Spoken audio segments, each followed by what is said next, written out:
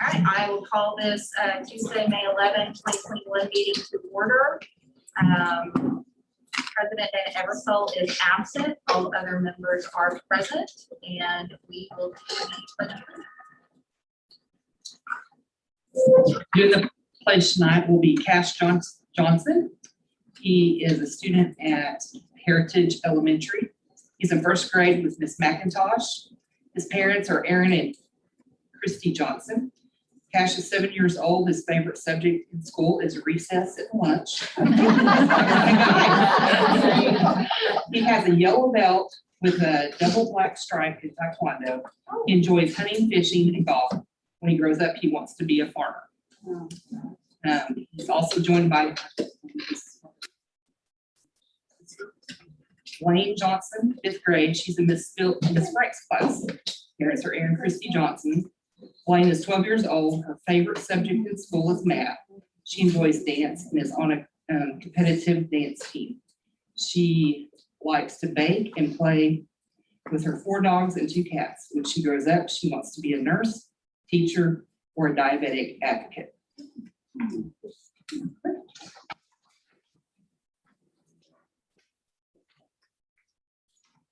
name is Blaine, and my name is Kat. Please join us in standing. Allegiance to the flag of the United States of America and to the republic for which it stands, one nation, under God, indivisible, with liberty and justice for all. Salute the flag of the state of Oklahoma. Its symbols of peace unite all people.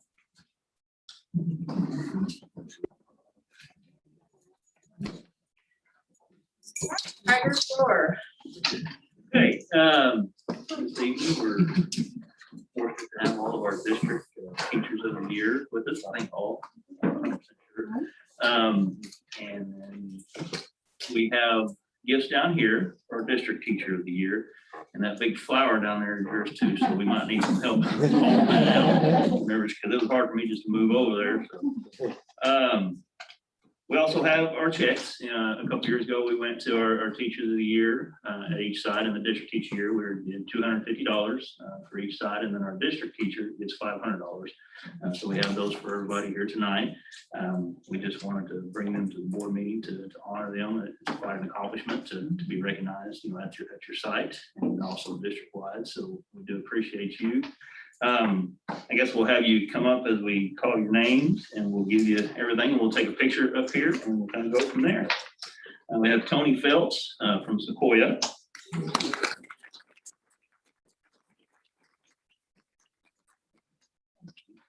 Lindsay Pierce from Cherokee. Yeah, hang out up here. We'll take a picture of everybody. We have Emily Freeze from Greenwood.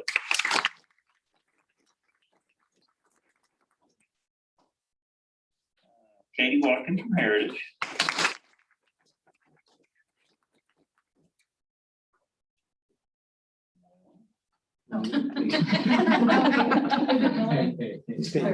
Oh, yes, sorry. I was having a heart attack. I was like, oh. Sharon McClure from the middle school.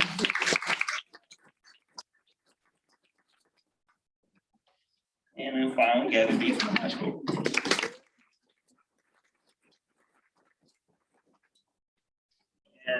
You're very welcome. These are all our site teachers of the year. Emily Mrs. Freeze is our district teacher of the year.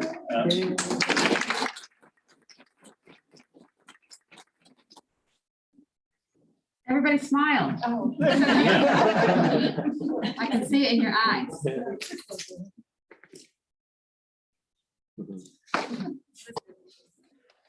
Thank you. We appreciate you guys coming tonight. We appreciate the job that you do every day. It's hard to be a teacher, so little things like this. We do hope that it lets you know that we do appreciate you, everything you do for the kiddos and do for our district and for us. You have a hard job. I appreciate you, appreciate everything you do. So I hope the little bit that we can give you is a little show of appreciation. So thank you very much for being here tonight. and what you do. You are welcome to stay, but you do not have to. Yes. Hang out as long as you want. Go spend your money if you want. All right, item C, discussion vote to approve, not approve, minutes from the previous meeting. I move to approve. Okay. Mr. Myers? Aye. Ms. Coughlin? Aye. Ms. Walker? And I. Item D, discussion vote to approve or not to approve monthly financial report. Good evening. Good news, Mr. Myers. Did you see the difference in the utility bills? I noticed it in my own. Yeah. I didn't actually have time to make you a colored chart, but I can do that later if you like. This month, the month of April, this month is almost always all the way through also. Cash balance in the general fund was $644,595.65. Building fund, $872,935.68. Co-op fund is in the negative, $94,203.12. Sinking fund has a balance of $2,599,847.79. The good news is we thought that the state was going to allocate our co-op money sooner than they did. I have confirmed it is in the bank. We've received $75,568.69 to help offset that almost 95,000 in the hole. Collections in the general fund, $2,582,880.67. Give me a page number. Page 4. Thank you. Building fund, $153,643.43, page 6. Co-op and bond is 0. Sinking fund on page 8 is $276,908.35. The one important note that $2,599,000 is set to be spent and paid on July 1. That is the first day of our new fiscal year, so that's going to be kind of a tight little process. We're gonna make sure we wire that instead of actually trying to print a hard copy check, which is our normal way to operate. So that's in the works. Expenditures for payroll in the month of April, $2,308,203.39.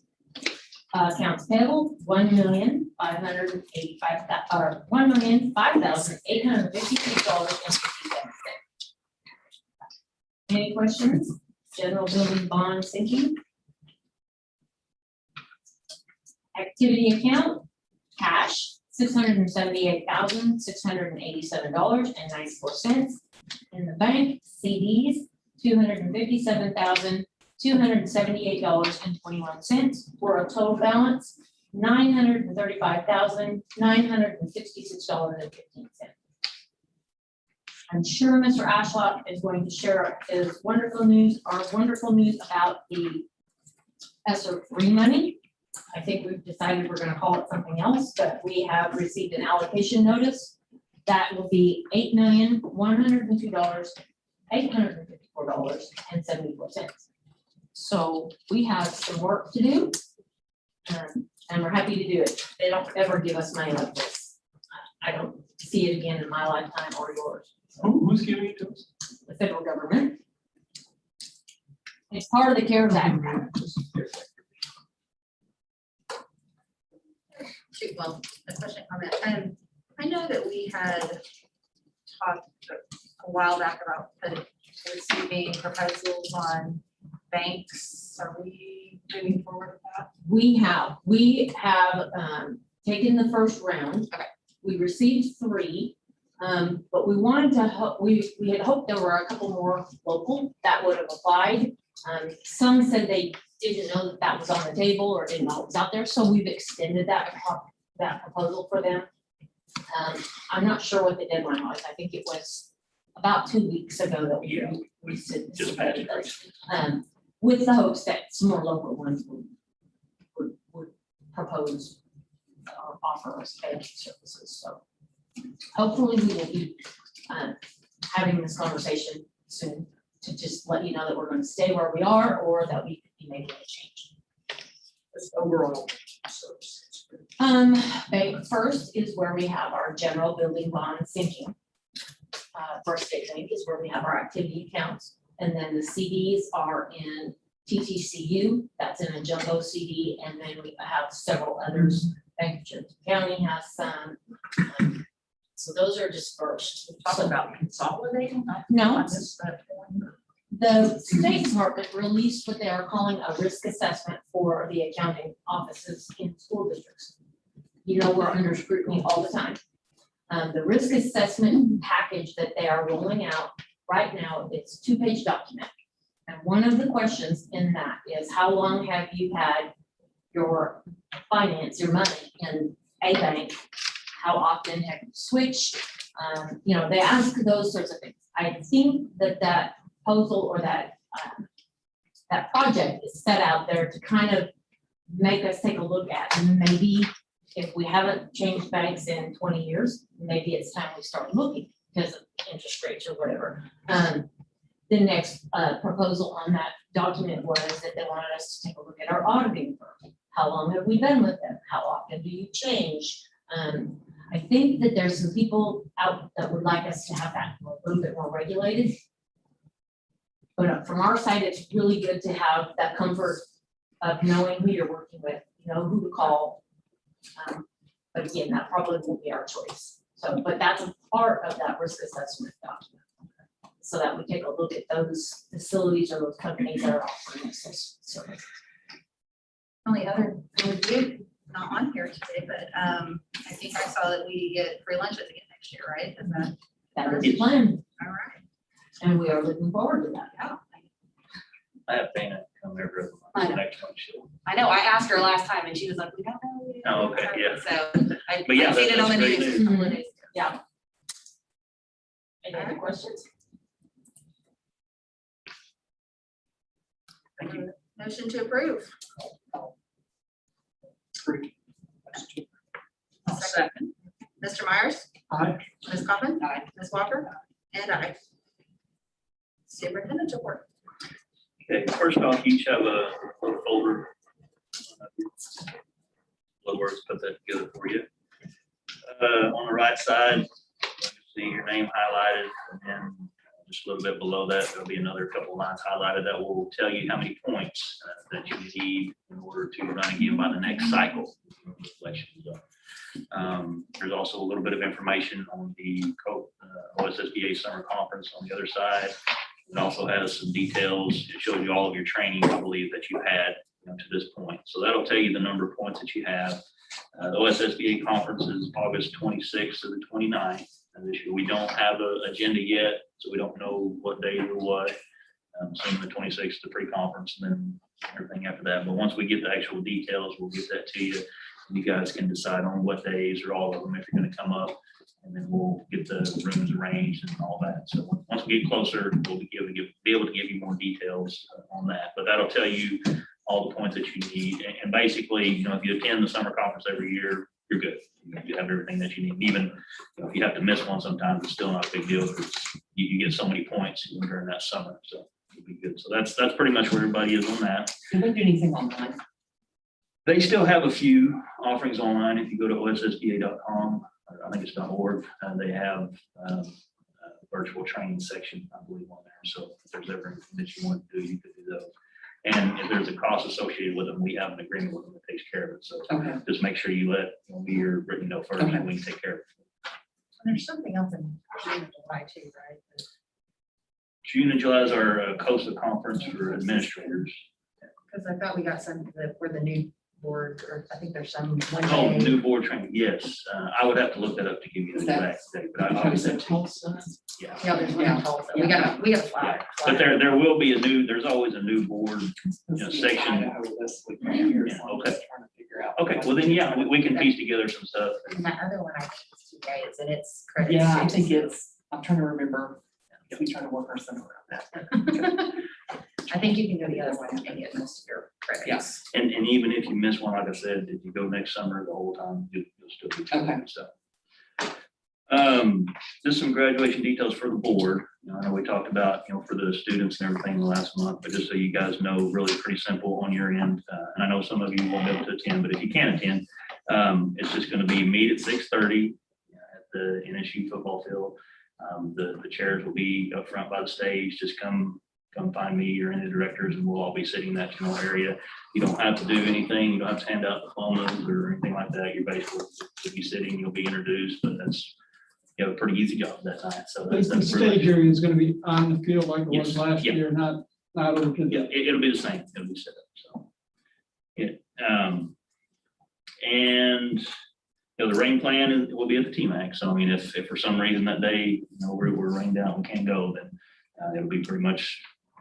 We'll have to limit the number of people who can come in, but board members will still be down on the floor on the stage, so that'll be pretty easy to go. But I just want to let you know, if you could be there by 6:30 on that night, we would appreciate it. Is May. May 21st. Sorry. Yes.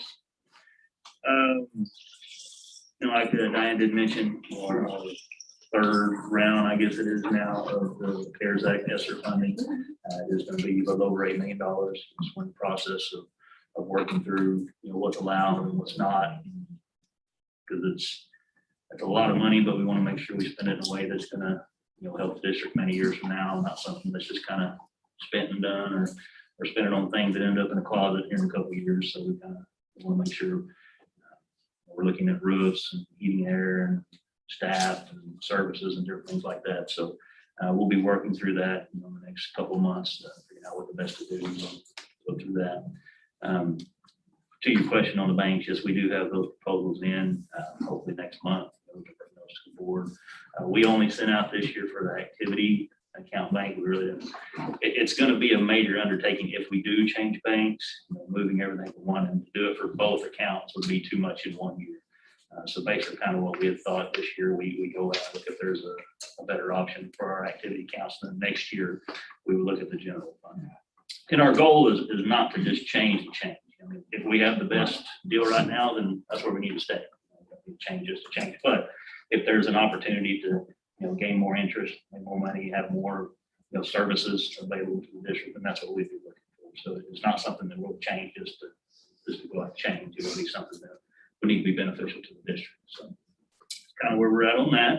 Mr. Ashland, did you happen to look at any of that information I gave you about the ionization? Yes.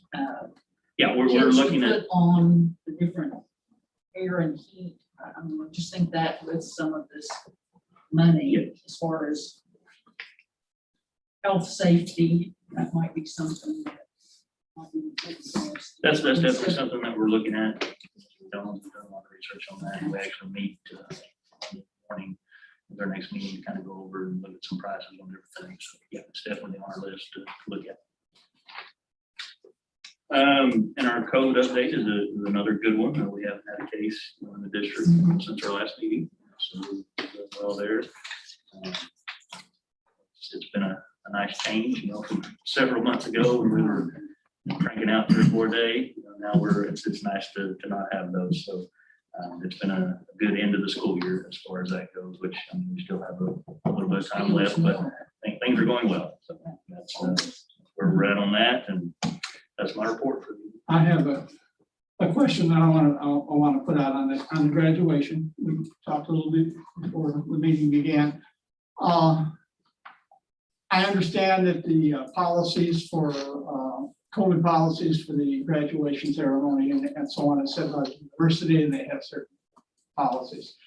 I'm just wondering, being the COVID situation as it is now, and CDC nationally has said that virtually it's safe, particularly outdoors. And I'm assuming that we have distance between chairs for graduates and so on as they did last year. The necessity of wearing a mask at these outdoor activities, particularly when, as I viewed, the kids last year often had their masks like this, which really wasn't effective anyway. Could we approach the university to see if there was any flexibility in their policy in regards to wearing masks at the outside activity of graduation? And I'm not as concerned with the audience and so on. But it seems to me with being outside, being social distancing between, that there is really, and with our particular situation is now an openness within the community. Why is it necessary that we have a mask policy for the students at graduation? So could we look into that to see if the university has any flexibility in that? And we will ask just to make sure that, I mean, again, at the end of the day, like I said, if they say no, that's not a Topgolf public school thing, but we would be happy to double check because, I mean, you do have a good point. So Well, yeah, I would appreciate that. If we could look into that. absolutely. The COVID update, was this where you were going to talk about lowering the from No. 5 to 4? Or is That'll that be later. later? Okay. I had a question, update on possible timeline on bond. We got sidetracked on that. Yes, I've been looking at that and had a discussion with Diane today, actually, with the influx of the, about $10 million, we can do a lot of projects with that. And as construction sits right now, it's about 40% more expensive to build everything that we were looking at a while back. So I'm hesitant. We're looking at everything. I kind of want to get through this money, figure out everything that we can do with it before we move on to that. I mean, there's no guarantee that those prices come down. But I mean, that's a very, very large jump in just a short period of time. So I'm hoping the world gets a little bit back to normal as far as supply chains and those kinds of things. That's, I mean, we couldn't do near what we put out in the original, with just those cost estimates. So that's kind of where I'm at right now. Just for the fact that, with a 30 to 40% increase, we would have to pretty much almost chop that in half, what we were looking at doing with the same type of tax increase. So it's just something I'm visiting with architects and construction people, trying to see, what they think. I mean, obviously, construction goes up every year, and it always does, but that kind of inflated jump, I just worry about building stuff right during that, and then the next year costs go down, won't go down a lot, obviously, but just trying to be the best steward of the money that we can, I guess. So I know some of that's the kind of where things I think. we talked about were roofs and heating and air, and Yes. some of that we're going to be able to do with. Yes, some of this we'll be new able to money. tackle, I think with this money, I'm fairly positive we will fix every roof in the district, with this money. We will improve a lot of the heating and air systems and air filtration, different things. We'll be able to purchase some transportation as far as buses. Technology wise, we're going to be able to replace the servers and phones and everything technology that we had talked about in the bond the first time. So my initial thought is, is do all that, and then while we're doing that, hopefully as the world gets back, maybe in the middle of next year or something, we can talk about doing that towards the end of the year if the situation improves where we're at. That's just kind of my thoughts personally, just because of the bang for your buck that we would get if we push that hard right now. So. We voted to pick the construction management company. If we just kind of pause this for a year and a half or 2 years, are they still on with us, or would we come back? Because there wasn't a set timeline on when we were. We would not pay them. They don't get paid Right. anything until we did it. So they're just here as a consultant. Anybody else? I know I keep beating this drum, but my whole point also about looking into the ionization systems is I feel like so that we never get caught quite in the same situation as we have again, because I don't think COVID is totally going away, as the flu has not totally gone away. And supposedly those systems that kill up to 94% of viruses, bacteria. I'm just thinking allergens and things like that. If we have this influx of money, which I doubt that, who knows if we will ever see that again. If we could equip our different systems, these ionization systems, then just the overall welfare of teachers and students would be greatly increased. And I think it would cut down on illness. I think even wearing masks, that we've all noticed that we didn't have the same flu season that we normally have. We didn't have I didn't notice as many colds among kids or tummy upset or any of that, but, you know, this might be a long-term solution to when we are hit with something like this again, we have our systems up and running and maybe we don't have to be so masked up as we've had to be. And once we get to that point, Mr. Jones will come to a meeting, kind of talk to us about, because there's two things at play there. I mean, number one, it has to be compatible with what we have in the district.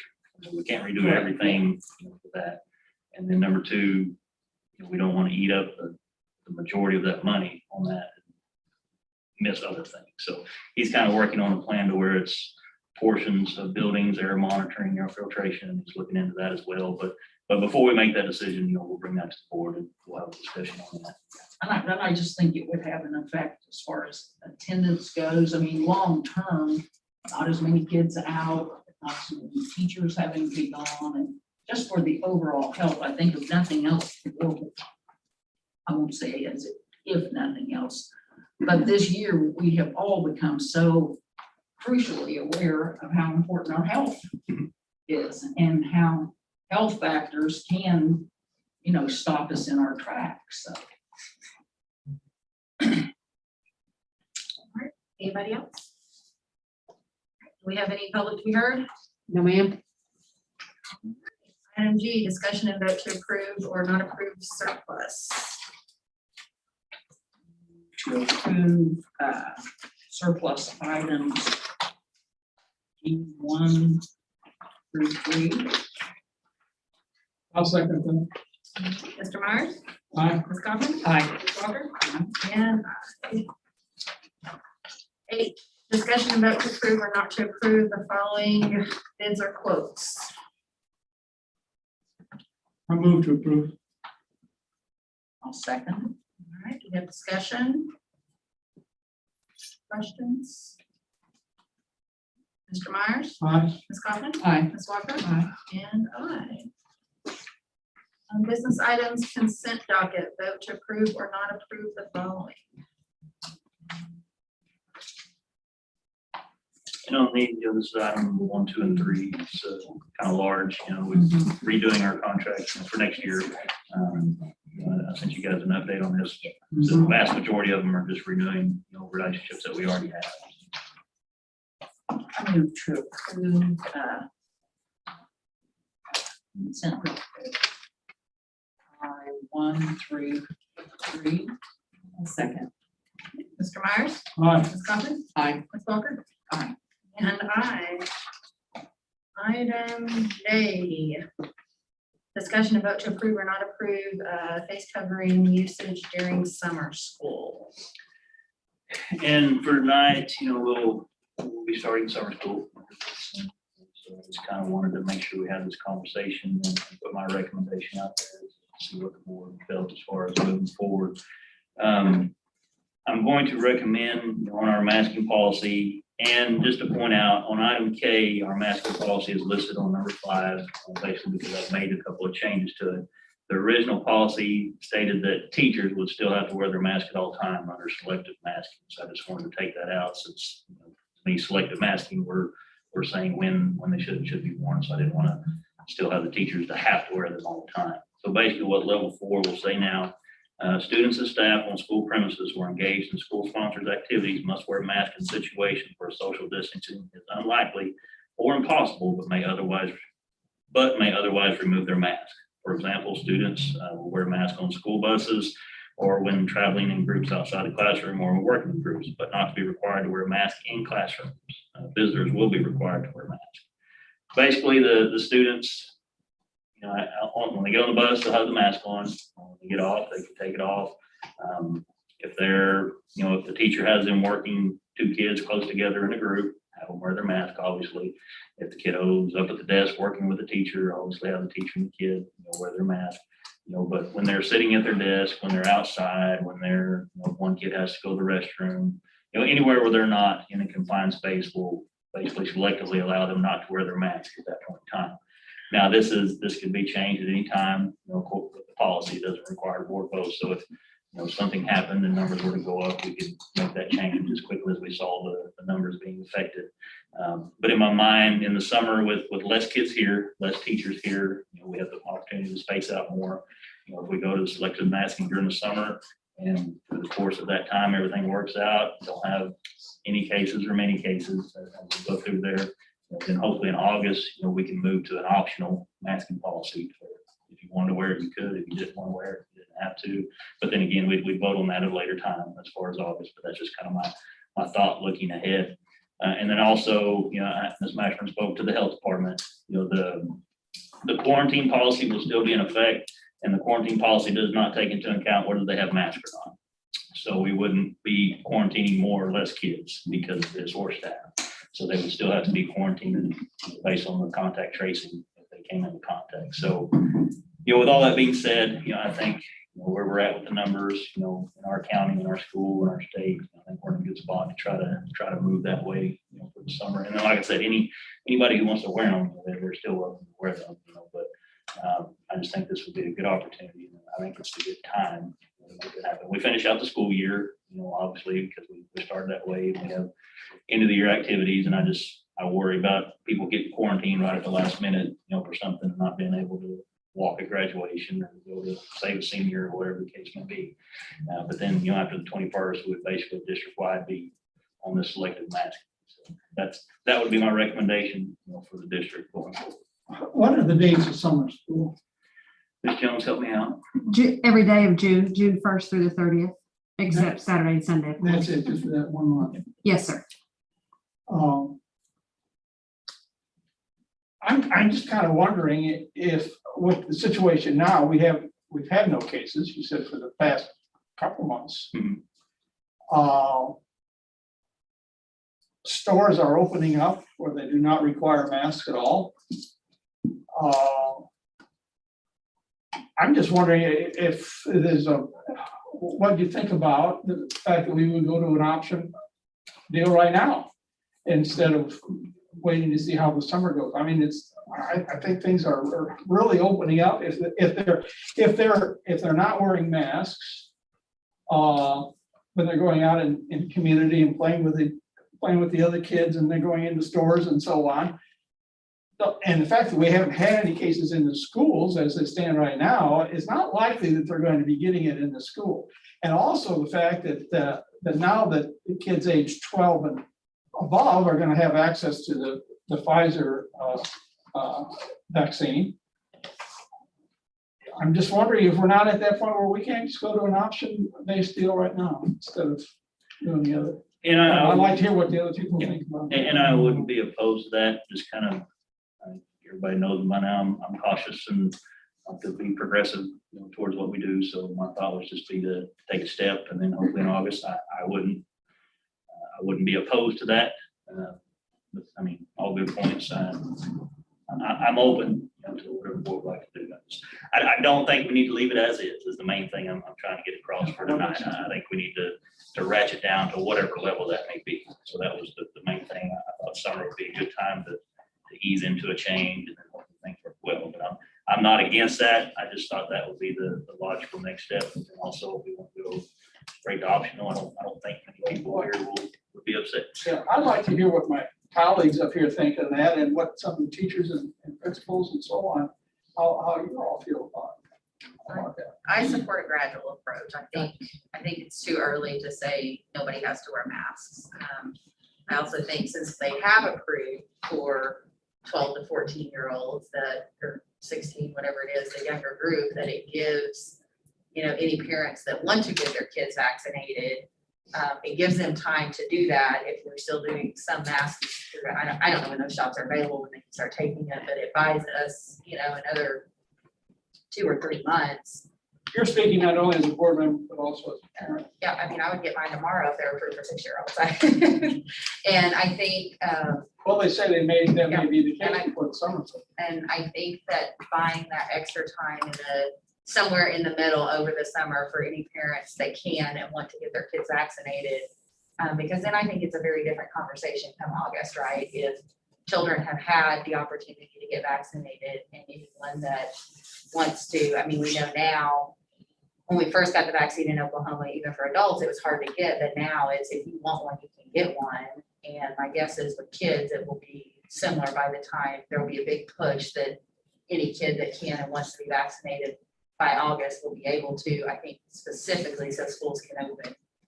So I like the idea of scaling back, but still requiring in, you know, congregate settings where they're close together and in close spaces. So I support the recommendation of moving to what will be level 4 on probably the new policy.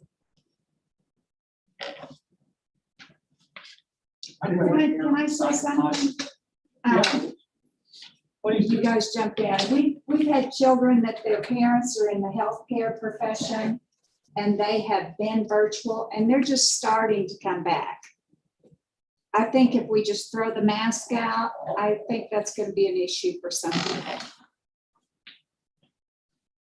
Mine are still virtual. I never sent mine back in person this year. Partially because I couldn't make sure they were gonna be safe if I couldn't give them a shot or mask. There are still some parents that no one had to wear them. Of course, anyone could if they wanted. From full masking to nothing is a Well, really dramatic on the change. other side also, you would have those parents who are very much against wearing masks at all. I mean, you can some both ways. Any thoughts on here? The discussion today in class with my students, these were good in the winter. They kept us warm. They're a disservice to us now. You're sleepy in class, you're fighting the heat. It's a long 7.5 hour day with these never going off. Of course, in From the a class, student they wouldn't have to have them on. currently we do. In the summer. In the summer. Summer, yeah. Maybe I misread it, but I thought that if you were in a classroom where you couldn't get away from each other, you would be wearing under four. Well, I mean, as you're sitting at your desk, I mean, the kids at his desk, you're at your desk, you don't have to have a mask. I mean, if you're sitting here, you know, with a student working on, yeah, wear it, but I mean, just in general, probably 85% of the time in the classroom, you would need a mask. Maybe even more depending on what's going on. I think our class sizes should be small enough that they should be able to socially distance well. So that will be helpful. And I also, at Mr. Ashlock's request, talked to a few different districts. And most of the districts in Cherokee County are sticking with masks throughout the summer. There are lots of school districts across the state, about 50-50, that are taking the masks away. But in our area, they're going to go through the summer. And I think a little bit at a time is a great idea. And like I said, the classroom should be able to be socially distanced, so hopefully they wouldn't have to be in a mask very often.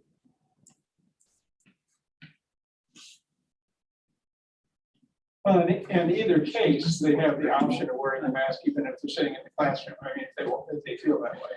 Going forward, no matter what our policy is, if somebody wants to wear a mask at school, they can. If the teacher wants to wear it, they can. I support the gradual.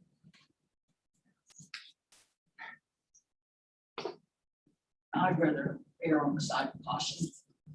And we would put it out, I mean, basically, you know, on the buses, it would be a hard yes as soon as you walk on there, just because it's a small confined area. And in the classroom, it's basically up to the teacher. I mean, if the teacher feels everybody is social distance good enough, then take your mask off, here we go. We're not gonna be staying in every classroom. If a kid leaves that class by himself, doesn't need a mask, but if, let's say, you got 12 of them lining up at the wall to eat lunch or whatever the case may be, then the teacher would say, you know, I can wear that mask. So we won't be standing over every situation. It'll just be mainly as they're on the buses. If kids are traveling anywhere, you know, for a summer camp or whatever the case may be, it would still be a school activity, so on the bus. But as soon as they step off, they can take the mask off. So I mean, the time that a kid will actually have to wear a mask during the summer school will be fairly low. Do we have any idea what percentage of the teachers have had the vaccination? It was around 60% as far as took advantage of the school vaccination. Now, if they got it on their own, we don't track that.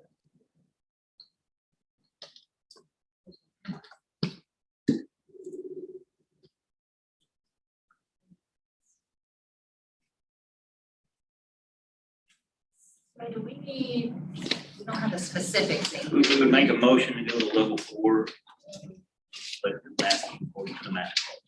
Make that motion to go to level 4. Second, Second that. okay, Mr. Myers, Aye. Ms. Kaufman, Aye. Ms. Walker, Aye. and I. What's Okay, level? item K, discussion and vote to approve or not approve policy revisions. Talk about one of them. And the face covering, like I said, we've changed it, just to make it to where, because the original level 4 said teachers had to wear them all the time. Okay, basically what we've taken out said teachers are gonna follow the same rules as the students. So in their classroom, they're gonna decide, you know, when the students should or shouldn't have them on. So that's basically all we've changed on that policy. As far as some of the testing and retention policy, the slack half is gonna kind of speak to the changes that we made there. Real quick, can I get clarification on item J? We said go to level 4 for the summertime, Uh-huh. beginning with That's summer for school. Sure, yes, for summer school. Thank you.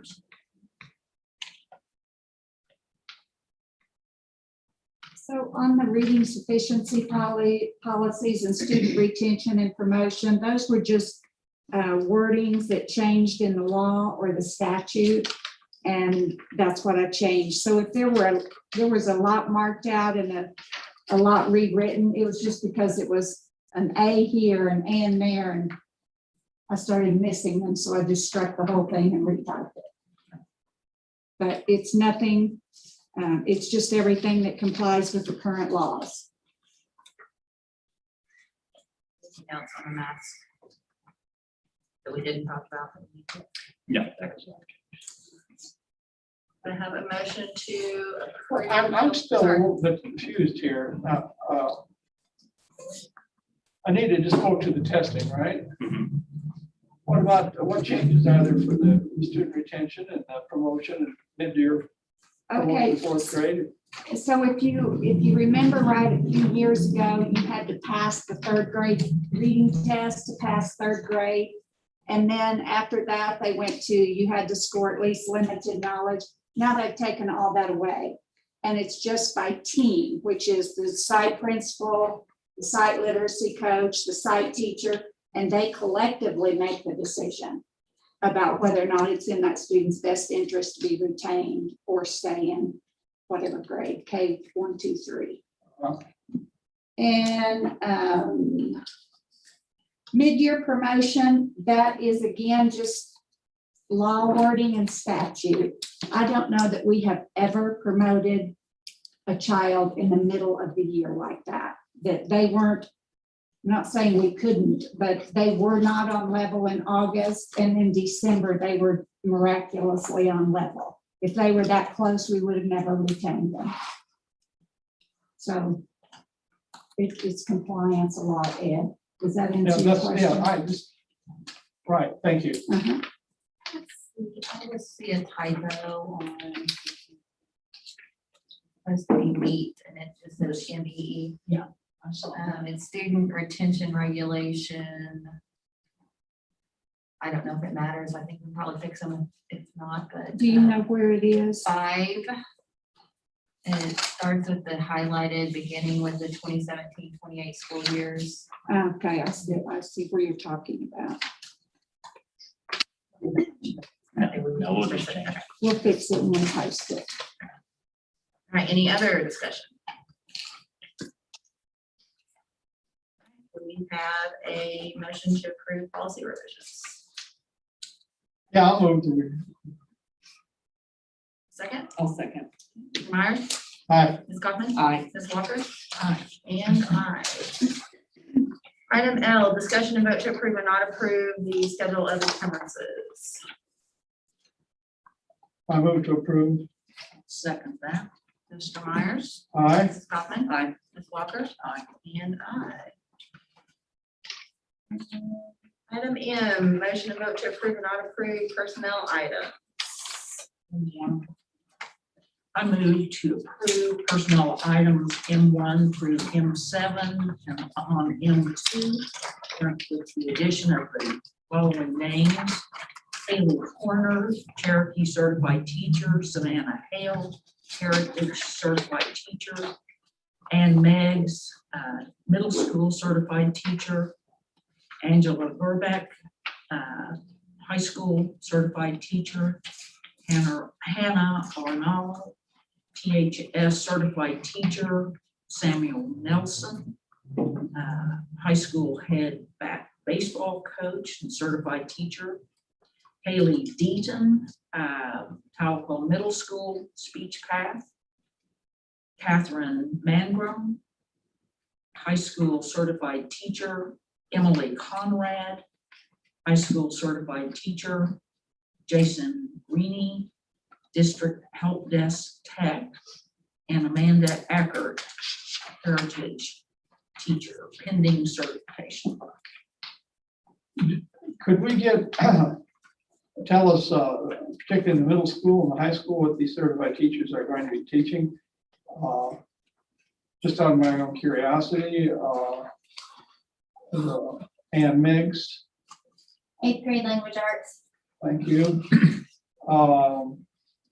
Angela Burbeck, Special education. thank you. Hannah Arnall, High school math. Catherine Mangrum, High school English. and Emily Conrad. High school English. And how many positions do we have yet to fill, do you know? What do you have at your side? I still have 3 science positions. And then an assistant principal position. What? And an assistant principal position. And I'm one math interventionist for middle school. Thank you. We need a second. Mr. Myers? Aye. Ms. Copeland? Aye. Ms. Walker? Aye.